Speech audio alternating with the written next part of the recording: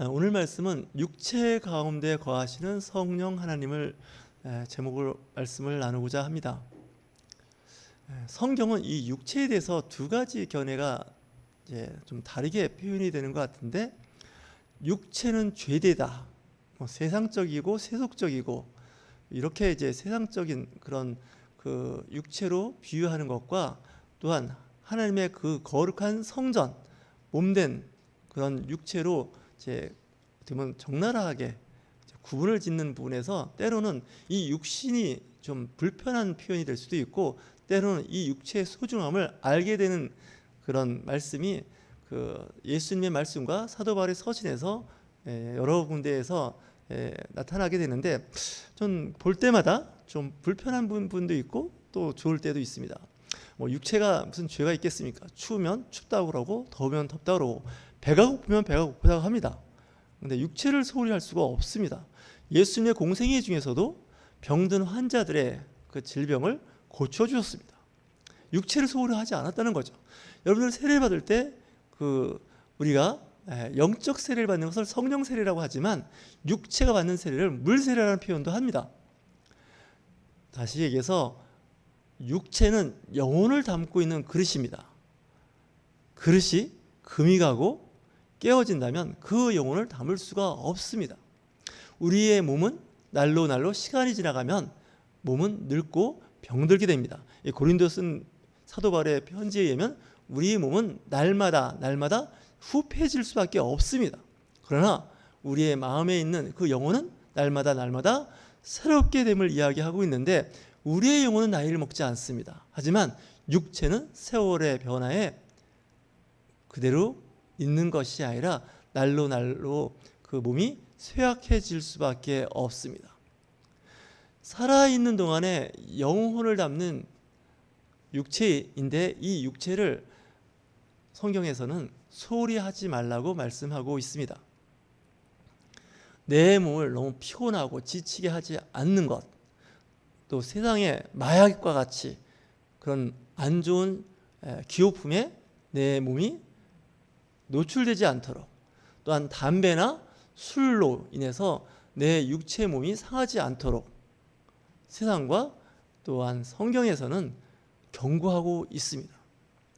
예수님께서도 사랑을 전파하실 때도 이 세상의 이웃에 대한 사랑을 이야기할 때 육신을 기준으로 삼습니다. 내 몸을 사랑하듯이 내 이웃을 사랑하라고 말씀하고 있습니다. 내 몸의 육체가 사랑의 기준이 될 수 있습니다. 우리는 몸을 돌보는 사람입니다. 예수 믿고 하늘나라를 사모하고 영적인 세계를 사모하는 마음이 있다 할지라도 육체를 소홀히 하지 말라는 겁니다. 육체를 깨끗이 해야 됩니다. 청결케 해야 되고, 또한 여러 가지 음식을 통해서 편식을 피해서 영양분을 골고루 공급할 수 있도록 육체를 돌봐야 됩니다. 또한 감기, 독감과 같은 그런 호흡기 질환에, 또 각종 바이러스나 세균 이런 것에 감염되지 않도록 육체를 돌봐야 하는 겁니다. 예수 믿으니까 난 영혼만 중요하고 육체는 그냥 이렇게 중요하지 않다 생각하는 것도 성경적이지 않습니다. 성경의 일부만 가지고 해석하거나 적용하는 문제가 있습니다. 육체가 병이 들면 여러분 예배드리기 어렵습니다. 육체가 걷지 못하고 움직이지 못하면 성도 간의 교제를 정상적으로 할 수가 없고 예배에 참석하기가 어렵습니다. 교회에 온다는 것은 육신의 몸이 공간을 이동해서 주님의 전 교회로, 예배실로 모여야 예배가 가능하게 됩니다. 육체를 소홀히 하면 동영상으로 집에서 예배 드릴 수밖에 없게 되지 않겠습니까? 육체를 소홀히 하면 안 됩니다. 육체가 병들면 그 병든 육체를 고쳐야 됩니다. 그리고 원인을 알고 그 원인에 대한 것에 근본적인 문제를 해결하지 않으신다면, 그 병든 상태에서 아니면 더 병이 악화된다면 우리의 영혼은 어떻게 될까요?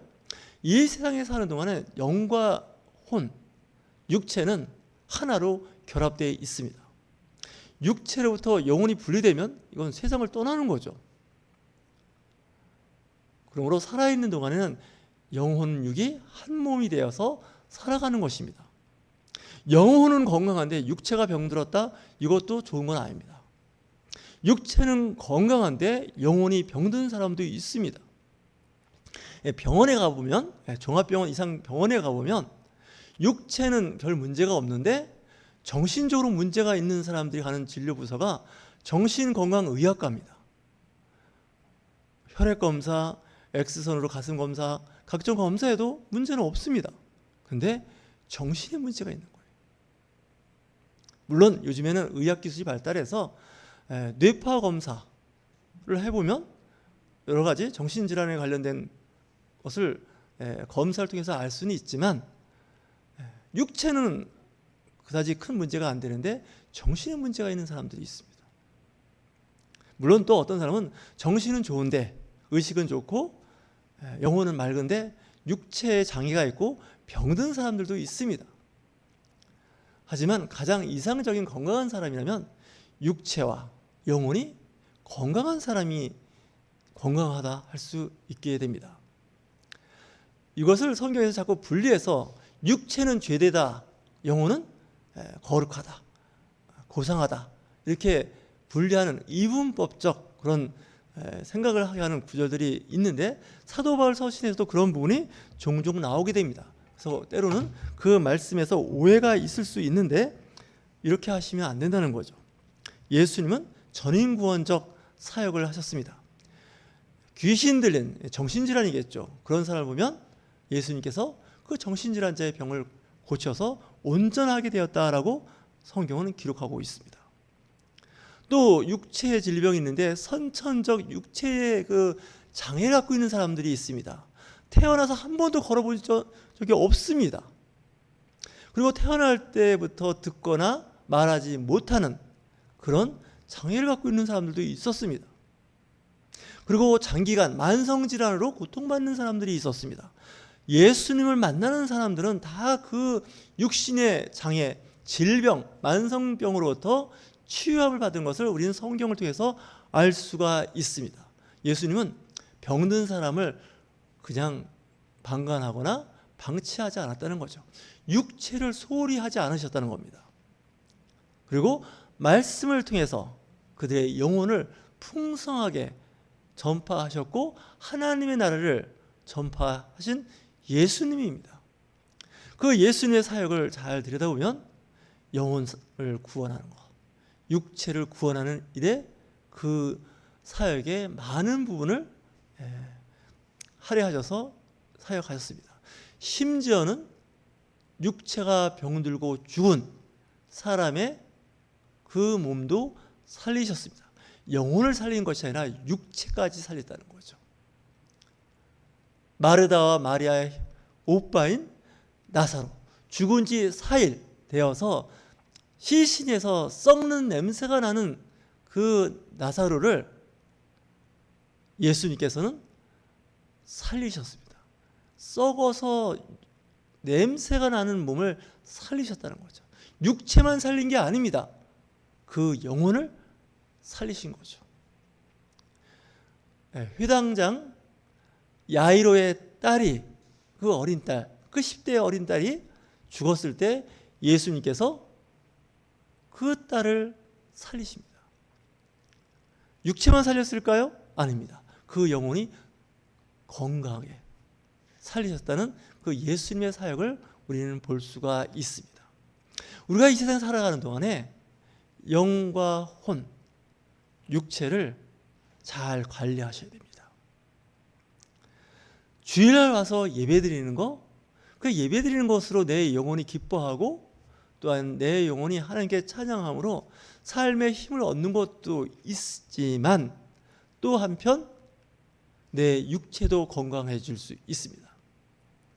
미국의 듀크 대학에서 연구한 논문 1998년에 나온 논문에 의하면 매주일 교회에 출석하는 사람이 그렇지 않은 사람보다 약 7년을 더 산다는 연구 논문이 나와 있습니다.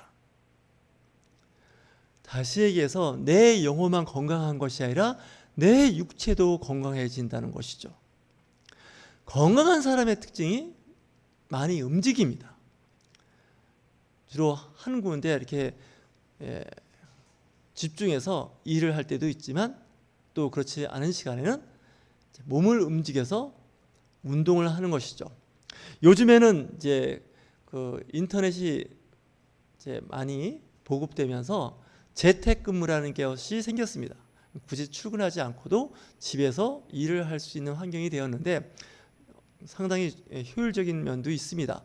출근과 퇴근 시간을 절약해서 업무에 더 집중할 수 있습니다.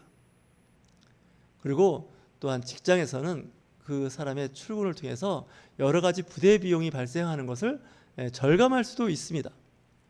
하지만 또 한편은 서로 얼굴과 얼굴을 맞대고서 소통하면서 할 이야기가 있고, 또한 출근하면서 움직일 수 있는 육체의 그 움직임, 이것도 무시할 수가 없습니다. 우리가 죽은 후에는 영혼이, 육체가 없이 영혼이 살게 되겠지만 이 땅에 사는 동안은 육체를 소홀히 할 수가 없습니다. 육체에 대해서 공부도 해야 되고 관리하고 유지하는 법도 전문가로부터 도움을 받으셔야 됩니다. 내 생각과 내 뜻으로만 하는 것이 아니라 의료 분야의 전문가로부터 조언을 받고, 또한 그 조언의 그 여러 가지 처방이라든지 이런 것을 잘 따라야 됩니다. 그래야 건강한 몸이 되죠. 그분들은 그쪽 분야의 전문가이기 때문에 그렇습니다. 여러분들 이제 점점 사회가 발달하면서 전문가 집단이 많아지게 됩니다. 전문가들이 많아진다는 것은 좋은 사유입니다. 그분들의 어떤 의견, 또한 덕담 무시하지 마십시오. 아주 신중하게 잘 귀담아 듣고 지켜야 됩니다.